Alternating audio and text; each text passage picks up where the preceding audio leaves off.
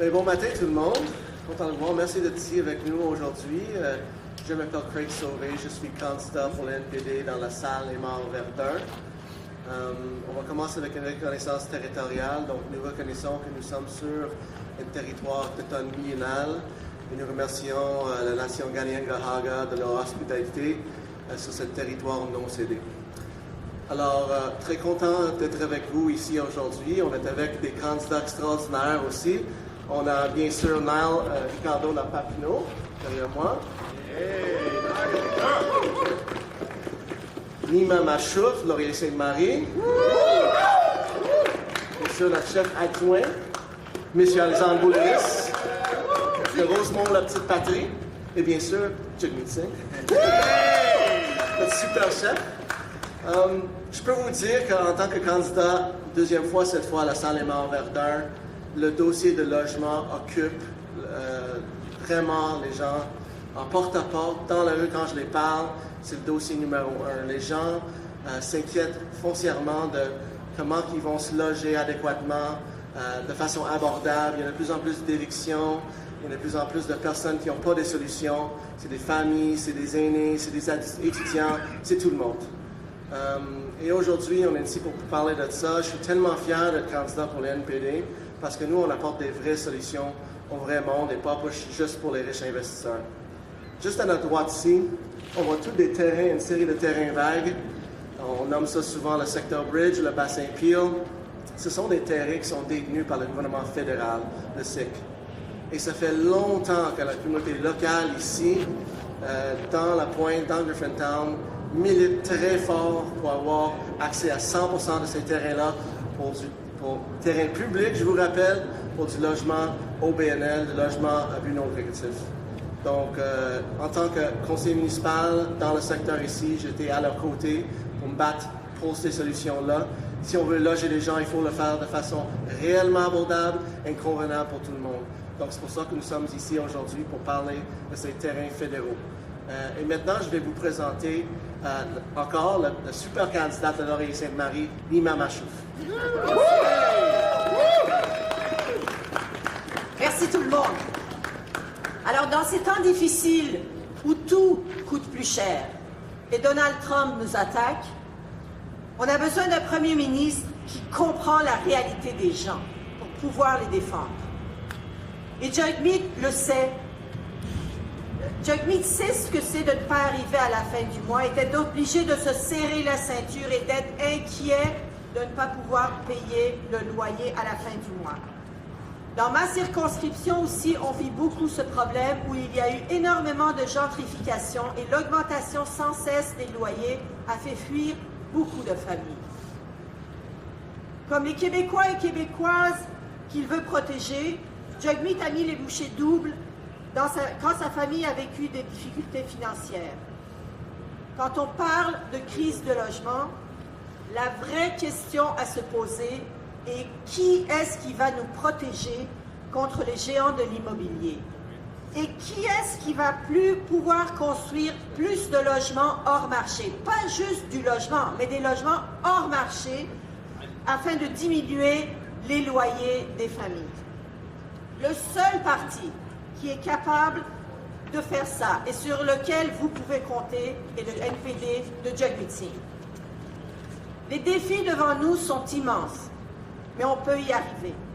Lorsqu'on travaille ensemble, on peut construire beaucoup de logements et on peut aider le vrai monde. On l'a fait après la Deuxième Guerre mondiale et on sera capable de le faire encore une fois. Mais ça prend un gouvernement et un premier ministre à Ottawa qui a du cœur au ventre pour faire ce qu'il faut faire. Et un premier ministre qui va se battre pour vous, pour le vrai monde, et qui va changer les choses. Et qui va se battre pour le vrai monde, pas pour les ultra-riches. Alors, mesdames et messieurs, je vous présente Jagmeet Singh, le futur premier ministre du Canada.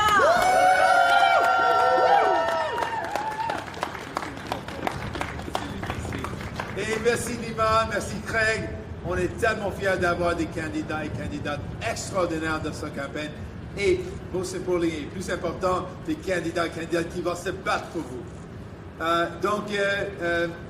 Comme Nina vient de dire et comme Craig vient de dire, un enjeu primordial pour les gens, c'est le fait que c'est impossible de trouver du logement abordable. C'est vraiment un grand enjeu. Les gens sont frustrés, les gens sont fâchés parce que c'est impossible. Et je suis ici. Peut-être que vous pouvez vous rappeler, parce qu'on est ici il y a 4 ans. Il y a une photo ici. Et c'est important de voir ces photos. Peut-être il y a un peu plus de neige dans mon barbe, un peu plus de neige sur le terrain. Et c'est exactement le même endroit. On était ici avec Alexandre Boulouris. Et il y a 4 ans, on a dit que c'est des terrains fédéraux. Et dans notre plan, c'est d'utiliser les terrains fédéraux pour construire du logement hors marché, du logement social et abordable. Il y a 4 ans, le gouvernement libéral n'a rien fait. Ici. Ça, c'est des terrains incroyables dans la ville de Montréal.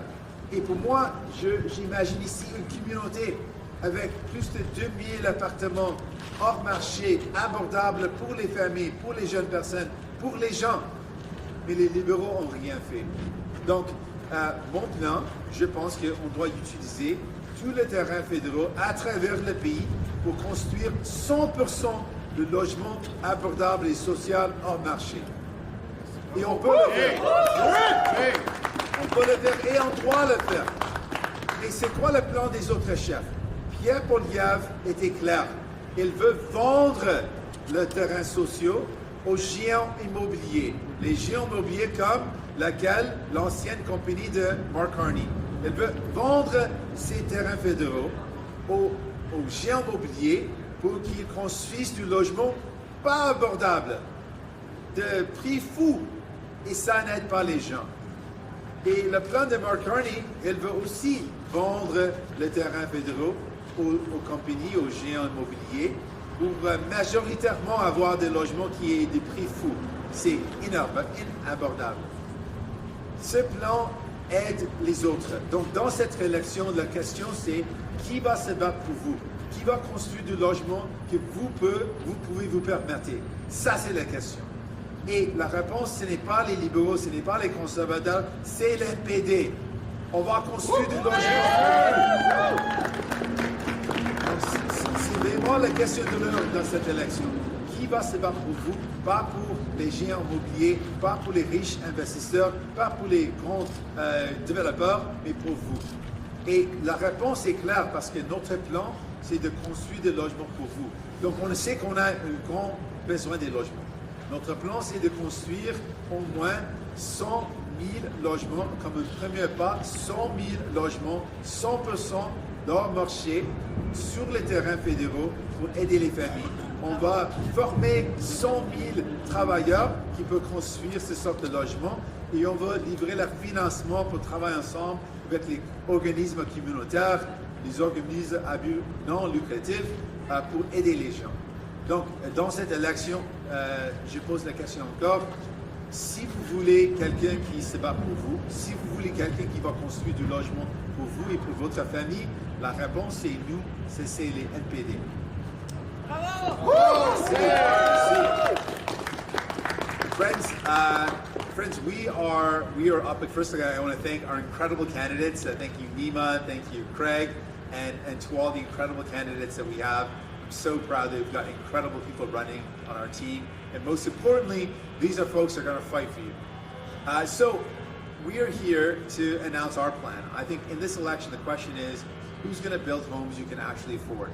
Because when I talk to people, everywhere I go, they say, I can't find a place that's affordable. I can't find a place that I can afford to rent. I simply cannot find anything.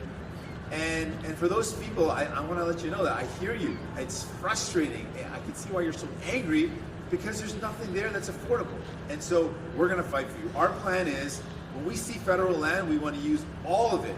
100% of federal land is usable to build homes that are affordable, homes that are non-market housing, homes that are truly affordable, where you can actually afford to call your own, a home to put a roof over your head, a place to call your own. That's what we want to do. Now, the reason why we're here today is there's a picture. This picture, there might be a bit more white in my beard, as there is more white on the ground. But this is the exact same place we were 4 years ago. We said this is federal land owned entirely by the federal government. This should be used to build homes. 4 years later, the Liberals did nothing. Nothing has been done here.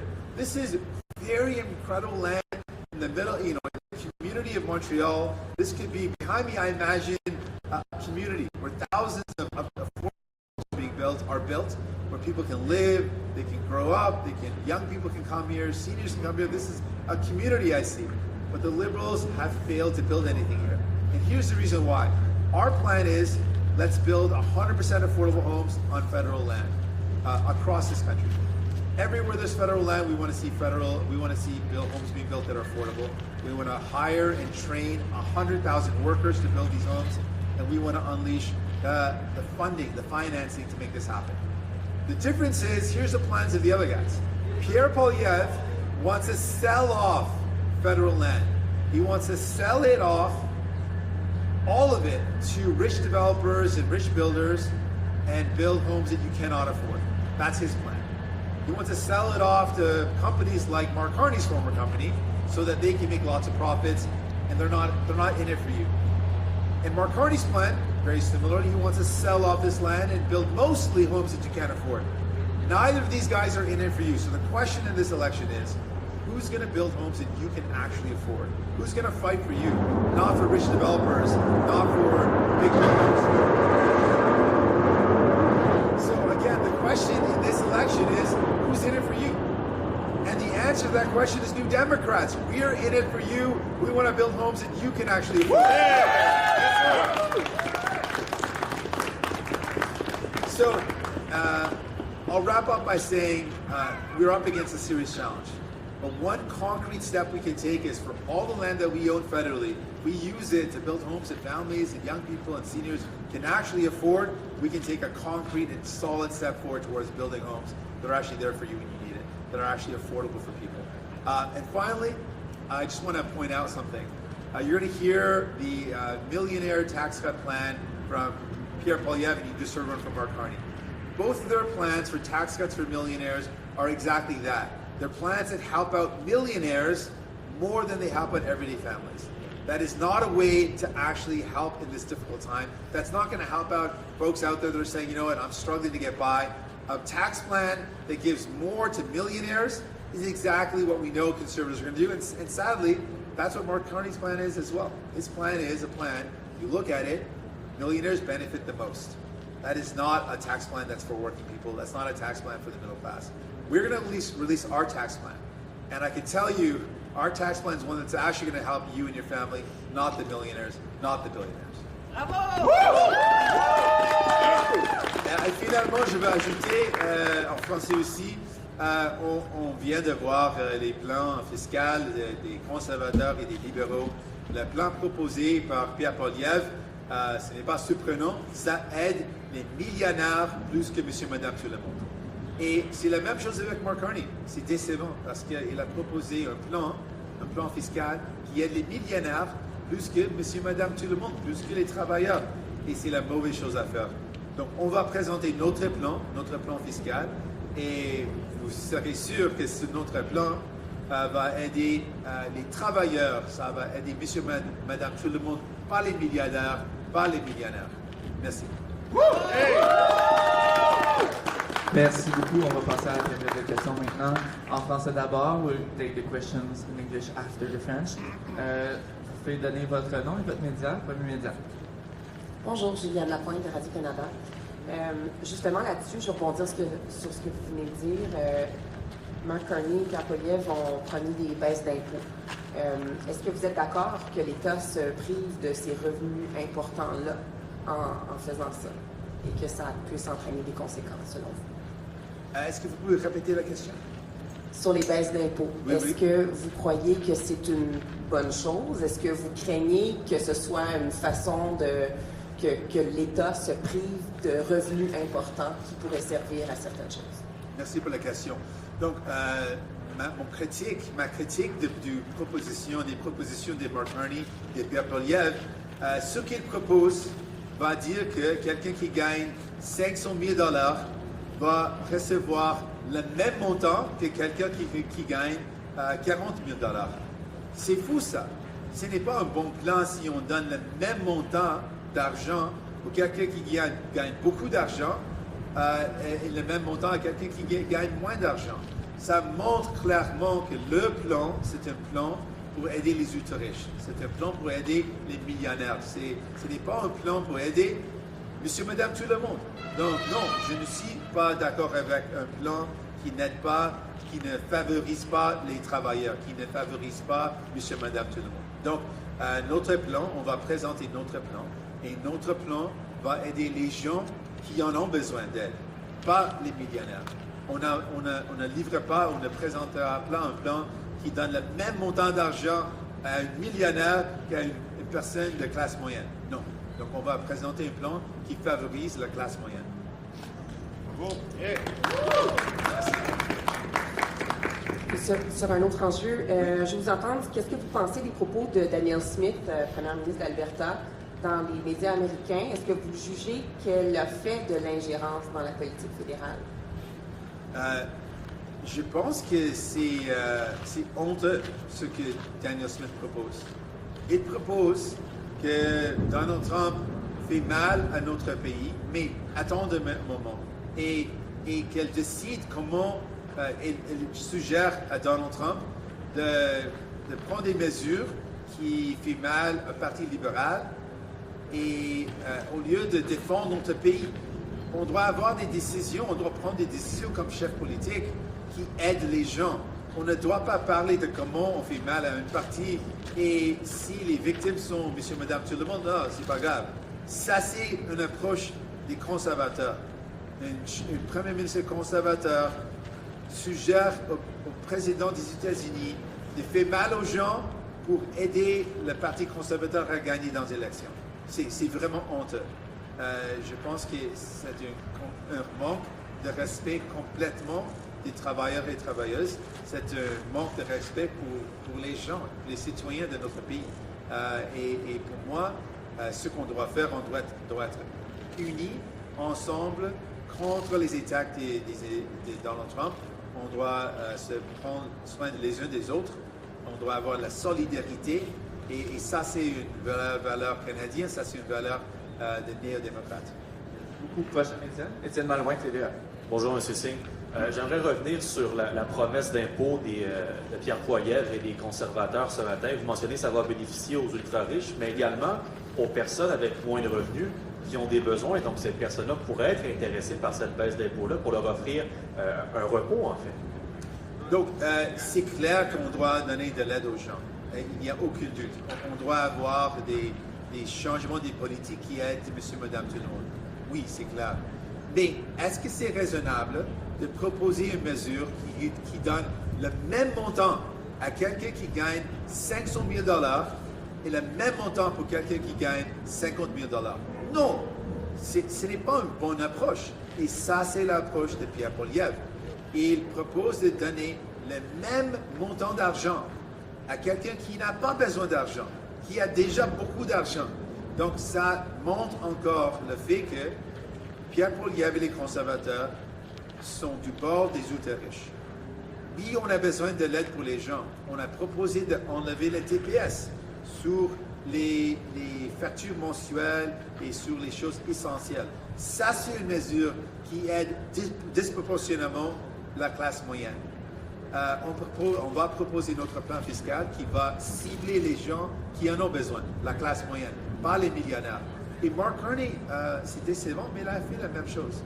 Son plan fiscal va aider disproportionnellement les ultra-riches.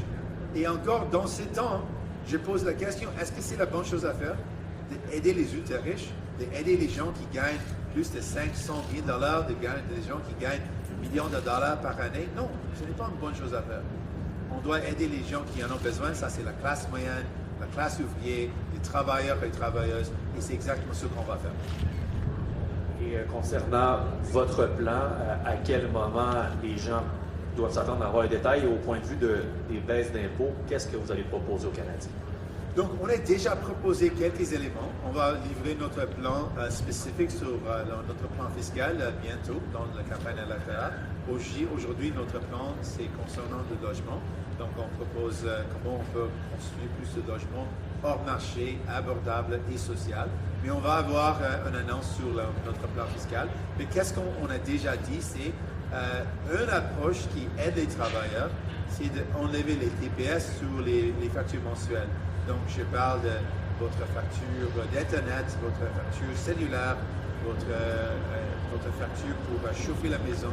Ce sont des factures où si on enlève la TPS, ça aide disproportionnellement les travailleurs et les travailleuses. Donc, notre approche, comment c'est différent que les autres partis, on cible la classe moyenne. On cible les gens qui en ont besoin d'aide. Pas les millionnaires, pas les PDG, pas les riches investisseurs. Notre plan, c'est pour vous, parce qu'on est de votre côté. Avec du cœur au ventre, on va se battre pour vous. Bonjour, M. Singh, Pierre Saint-Amour de la presse canadienne. Vous allez bien? Vous n'avez pas trop froid, non? Non. Mais il fait froid, mais on est bien habillés. Votre plan sur le logement, j'aimerais que vous détailliez davantage. Oui. Si vous donnez, par exemple, des terrains fédéraux comme ceux-ci, des terrains de très grande valeur, vous les donnez à qui? Qui devient propriétaire des logements? Qui construit? Est-ce que vous pensez une formule style HLM dont le fédéral est propriétaire? Comment est-ce que vous pensez que ça peut fonctionner sans donner ça à des gens qui cherchent à en tirer un profit? Oui, merci beaucoup. C'est vraiment une bonne question parce que j'ai voulu donner plus de détails. Donc, au lieu d'approche des conservateurs et des libéraux qui veulent vendre les terrains sociaux, les terrains fédéraux, on veut garder les terrains fédéraux. Donc, on va rester les propriétaires. Donc, il y a 3 enjeux quand on parle de logement. Premièrement, le premier défi, c'est des terrains. On a des terrains fédéraux. Deuxième défi, c'est les gens pour construire du logement. On a un plan pour former 100 000 travailleurs pour construire du logement abordable. Et finalement, c'est une question de financement. Donc, ça, c'est une grande partie de notre plan. On va livrer un fonds pour travailler ensemble avec les partenaires communautaires, les organismes communautaires pour construire du logement. Donc, je parle des organismes communautaires qui font déjà ce travail dans le domaine de logement. On va livrer le financement avec des prêts avec des intérêts tellement bas, tellement abordables. On parle de travailler ensemble avec les organismes communautaires où on garde le terrain, mais on travaille avec ces organismes pour construire du logement, où le but c'est d'avoir des logements hors marché, abordables, social pour les gens. Pas pour enrichir les riches investisseurs, mais pour les familles, pour les jeunes personnes, pour les personnes âgées, pour les gens. Ma deuxième question, c'est un peu plus général. Qu'est-ce que vous allez répondre aux gens qui vont vous reprocher d'avoir soutenu un gouvernement extrêmement impopulaire, d'avoir déchiré l'entente, mais d'avoir continué à le maintenir quand même au pouvoir? Je dis que ce qu'on a fait dans les 2 années passées, c'est de mettre en œuvre des programmes sociaux qui aident les gens. Donc, je parle des soins dentaires, ça c'est un exemple. On s'est battu fort pour réaliser ce programme. Les libéraux ont dit non à chaque pas. Ils ont essayé de résister ou de ralentir le programme à chaque pas. Donc, on ne lâché pas, on a travaillé fort, on s'est battu. Et à ce moment, au Québec, plus de 500 000 personnes ont reçu les soins dentaires à cause de nos efforts. Bravo, yeah! Plus de millions de personnes ici au Québec, pas le reste du Canada, ici seulement au Québec, plus de 1 million de personnes se sont inscrites dans le programme. Et maintenant, récemment, on a finalement réalisé la phase finale.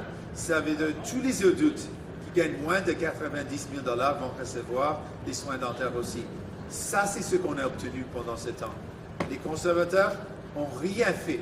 Mais plus de ça, le Bloc qui se présente comme des défendeurs de Québec, ils ont voté contre les soins dentaires. Ils ont voté contre les soins dentaires malgré le fait que ça aide une grande proportion des Québécois et Québécoises. Le fait que les Québécois et Québécoises se sont inscrits dans des nombres massifs dans ce programme, le Bloc a voté contre. Donc, il parle de défendre les Québécois. Donc, ça, si quelque chose est bon pour le Québec, c'est bon pour le Bloc. Mais ils ont fait le contraire. Ils ont voté contre une mesure qui aide les gens. Ils ont aussi voté contre la science médicaments. Et on a réalisé la science médicaments dans 3 provinces où les médicaments contraceptifs, et les médicaments pour le diabète vont être entièrement gratuits dans 3 provinces à cause de nos efforts. Donc ça, c'est ce qu'on a fait et c'était une bataille. On s'est battu pour réaliser ça. Et quand je dis qu'on va construire du logement abordable, vous pouvez croire en nous. Parce qu'on a livré la marchandise, on a utilisé notre pouvoir et on a aidé les gens. Et on peut le faire encore. Merci beaucoup. On va passer maintenant en anglais. Now taking the English questions. Tell your name and your media, please. Yes. Hi, Christy Kirkup with the Globe and Mail. Mr. Singh, I know you addressed this in French, but I wanted to ask you about Danielle Smith, specifically what your reaction is to Danielle Smith claiming on a podcast that she asked the U.S. administration officials to pause tariffs because she was concerned it was helping the Liberals. Yeah, I think it is shameful. If you break down what Danielle Smith is proposing, she's talking about taking steps to harm the Liberals and to prevent tariffs in a political manner to create a political outcome. She should be talking about stopping tariffs to protect Canadians, to just stop them entirely. She shouldn't be saying to do it in a way that benefits one party or another. If you're loyal to this country, if you care about Canadians, you would say, stop the tariffs. Don't hurt Canadian workers. Don't hurt Canadian families. Don't hurt Quebecers. And so to me, it's very shameful what she's doing. She's literally playing games with people's lives. Like, this is not a game. Like, the tariffs aren't a game to win or lose elections. It's about people losing their jobs. Here in Montreal, we already know people have lost their jobs just by the threats of the tariffs. And we know more people are going to lose their jobs when these tariffs start to really take hold. And so this is not a game. This is serious. We got to defend our country. We got to stand together. We can't afford to have people going off and trying to cut deals that hurt political parties. We should be defending Canadians, defending Quebecers, defending people. And that's what New Democrats are about. We want to fight for you. We want to fight for your family. And in this time when there's so much uncertainty, who do you want in Ottawa fighting for you and your family? Who's only going to be focused on you, not on billionaires, not on CEOs, but you and your family. That's us. That's this amazing team behind me. That's New Democrats.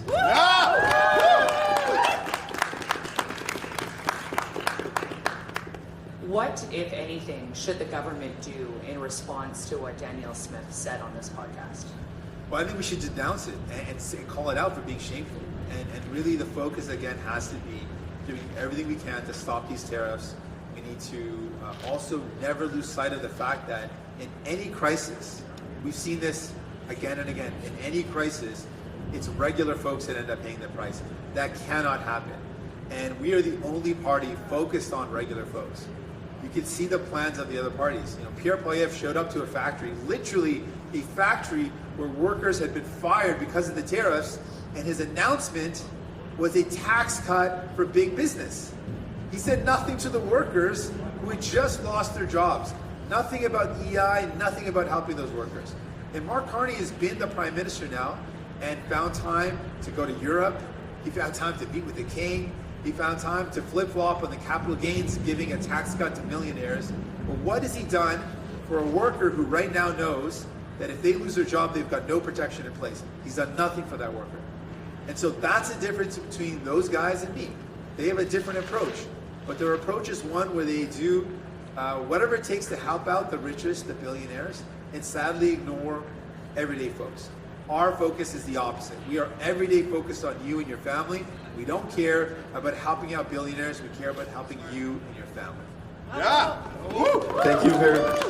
Next question. Rachel Aiello, CTV News. Beyond forming government, what would tangible success look like for the NDP in this election? Well, we want to elect more New Democrats because when it comes down to it, and I have seen this very clearly in my time at the federal level, whether it was the pandemic or the recent minority government, I can tell you with so much confidence, people are better off when you elect New Democrats. We fight for you, we stand up for you, and we deliver.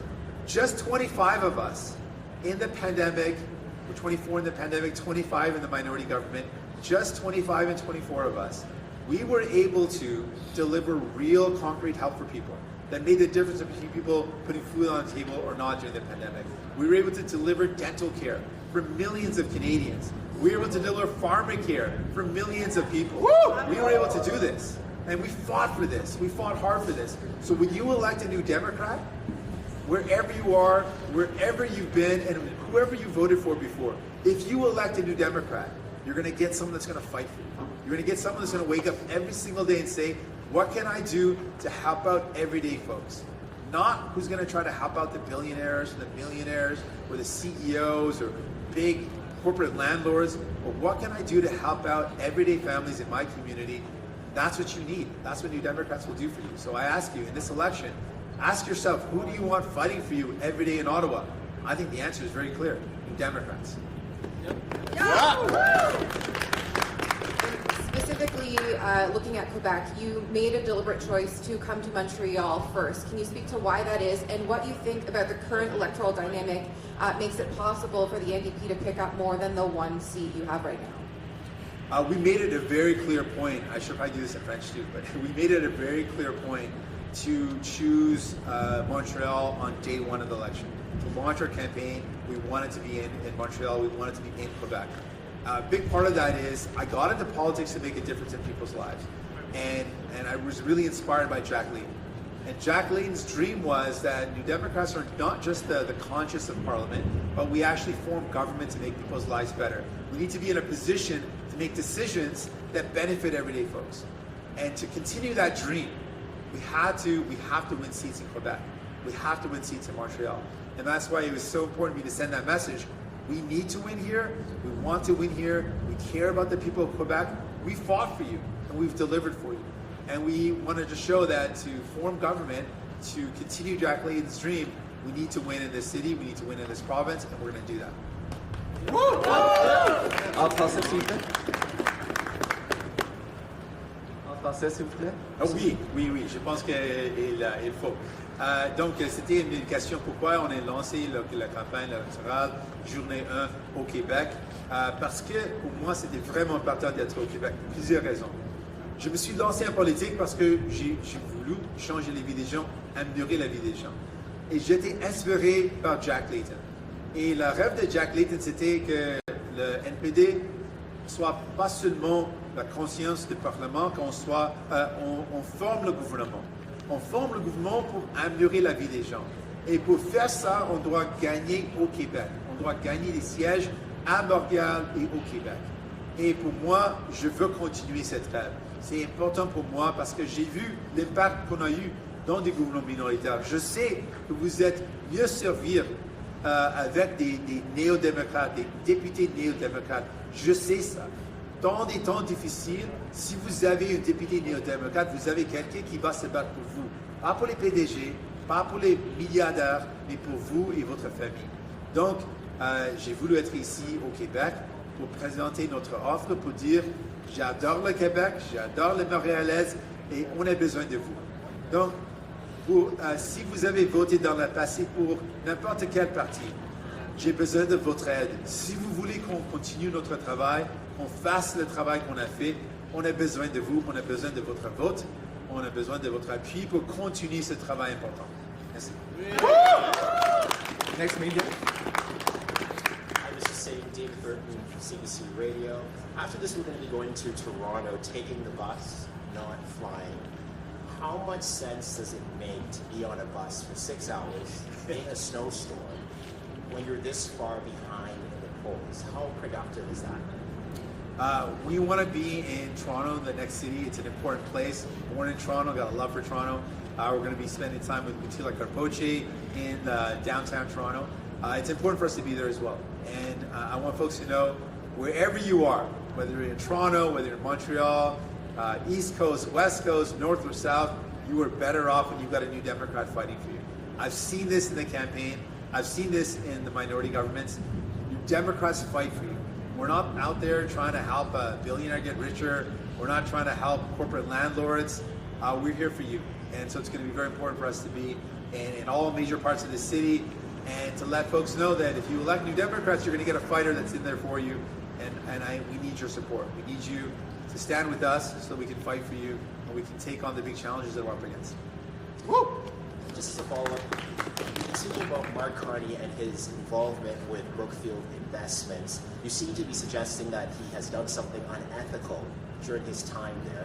He joined Brookfield in 2020. He rose to the position of chair.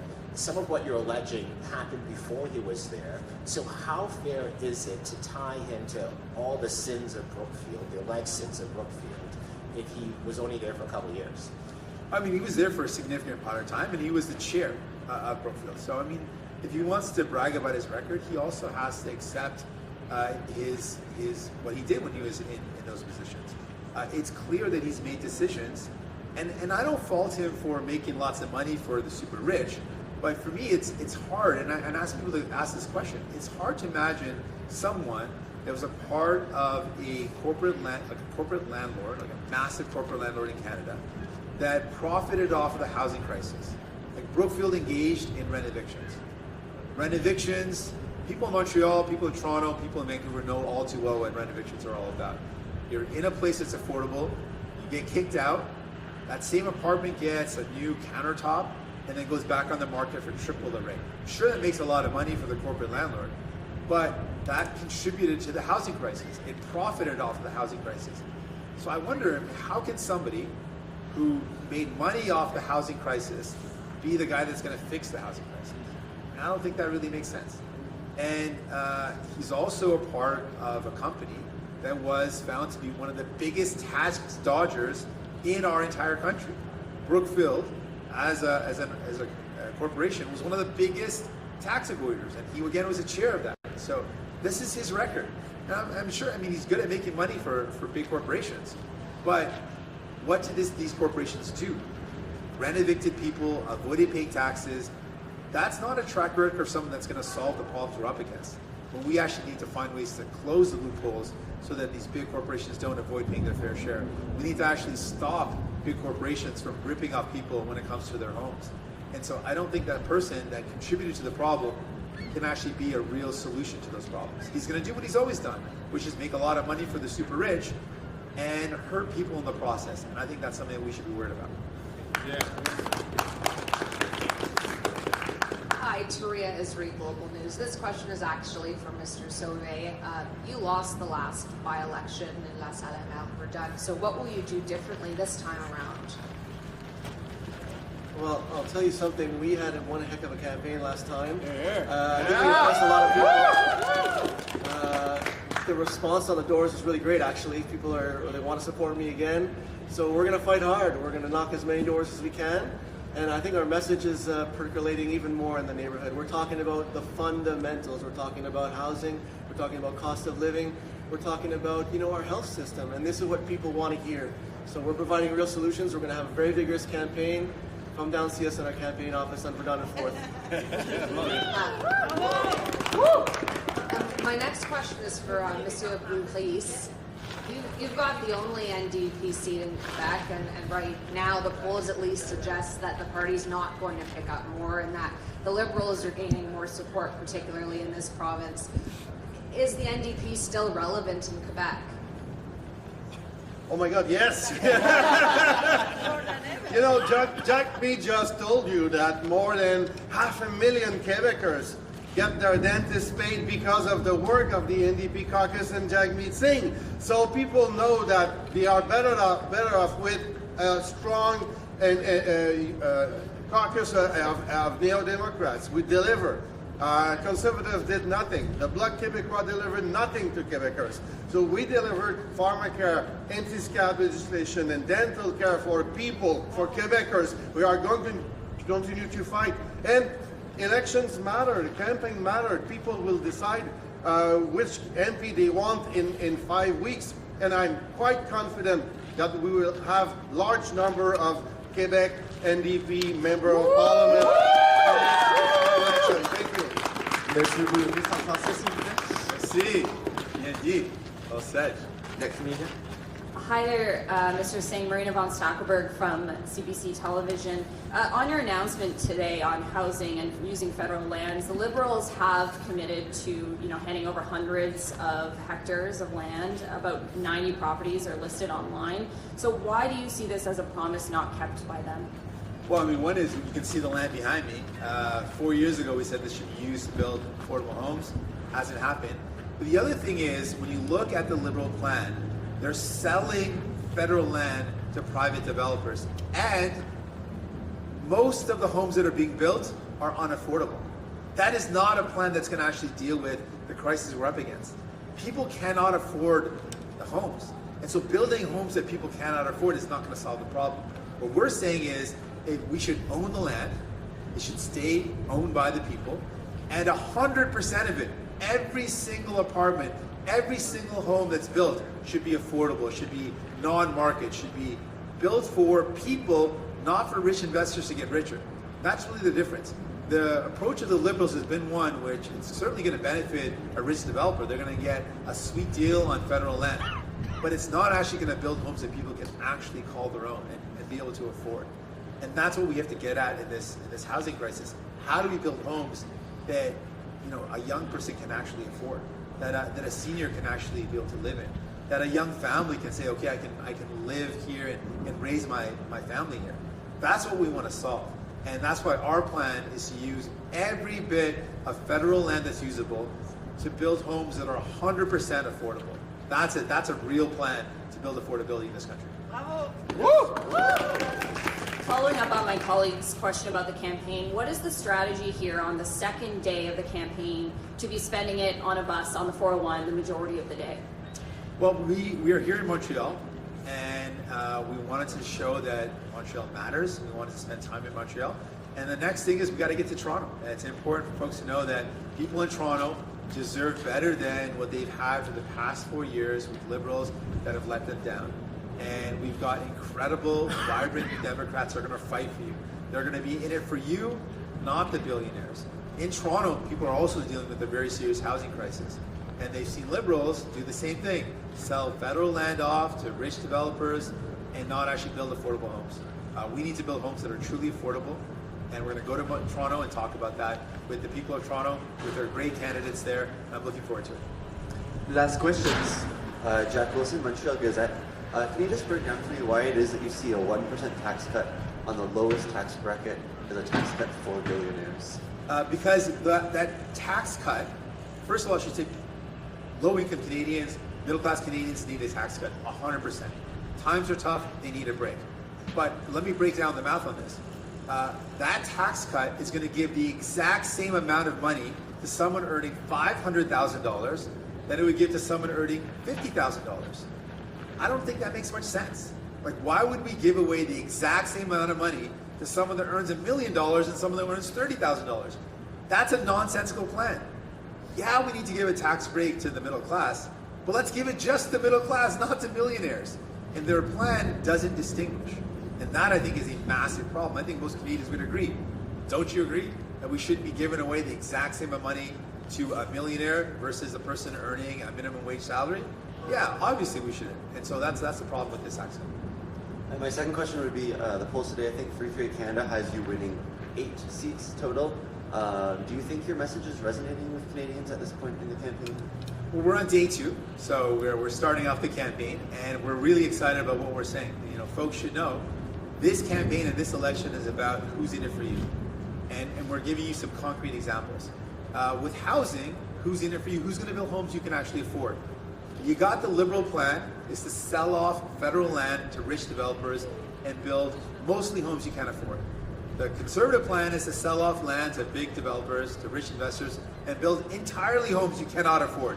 Our plan is the opposite, is to keep federal land owned by you, the people, and make 100% of it affordable for the people. That is a very different plan. So folks have really different choices to make here. Sell land to rich developers, make them rich, keep it for the people, and make homes that you can afford. That's the choice in this election. That ends the press conference. Thank you very much. Merci beaucoup. Merci, thank you so much.